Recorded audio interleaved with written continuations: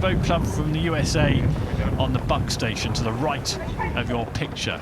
Keep an eye on those flags that are being buffeted around in now a stiff breeze. Away they go, and looking at the Americans, they're getting close to the buoys as well on the right-hand side. They'll edge away from them now. They've come out at a very sprightly pace. The Americans really trying to dart away from the start pontoons and get an early advantage. But they are level coming off Temple Island. Yeah, there's nothing in between these two crews. Los Gatos, very aggressive style. They're settling into a really nice rhythm here. Thames slightly more long and languid rhythm to what they do. Two of the crew here from this Thames Cup crew were in the Y-folds in the final last year. And we've got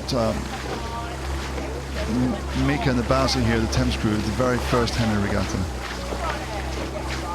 Well, this has got the marks of a very tight race. Riverside Boat Club from USA up level with Thames Rowing Club on the Berkshire station, further away from the camera. Thames Rowing Club with a move now to try and edge away. Yeah, we just went past a quarter-mile post, so that's 400 metres gone, and Thames have managed to get a half-length advantage. And actually, they seem to have now moved into something that's a little bit more efficient and starting to slowly slide away from them. Here, a good view from the crew. Yeah, it was a real scramble away from Temple Island there, but we've got further down the water, Thames taking more control of the race, on the length lead now against the Americans. August Felso in the cock seat for Riverside. We'll be keeping a careful eye on what Thames are up to, and here we can join the action further down the water, and Thames still in a commanding position. Yeah, they've done very well here. That's a clear water, looks like. And they can also feel quite righteous because the crew went and voted this morning in the general election before they came down to the course. Ah. So doing their duty. Okay. Now doing their duty for their club. So Thames here, really well composed, running really well. Jonathan Davis, or JPD as he's called, coaching, has done a very good job. He's been very busy looking after two crews this week and really has prepared this crew well.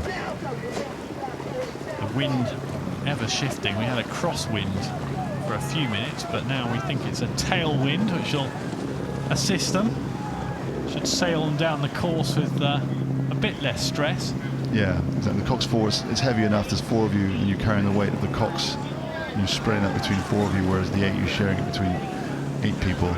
So it's a heavier boat to row, but one of the great things about the cox four is you can get big changes in speed when people decide to sprint. But just looking at this, London Thames Rowing Club look very composed and within themselves.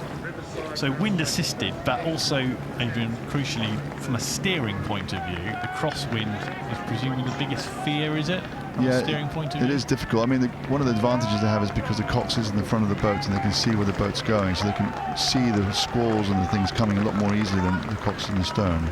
That's August Felso. You can see the cox there shouting. You can see the back of Stephen Sparks as well in the bow seat. This is the Riverside boat we're looking at. And tell us about the cox and the weights, because they don't want to contribute too much weight to the boat. 55 kilos is the weight for the cox.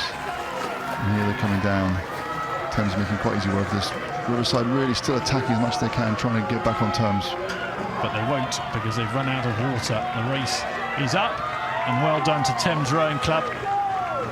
Over the line they go, getting a round of applause from the stewards.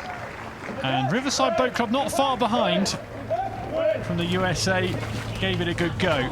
But it's Thames Rowing Club who go through in the Britannia Challenge Cup.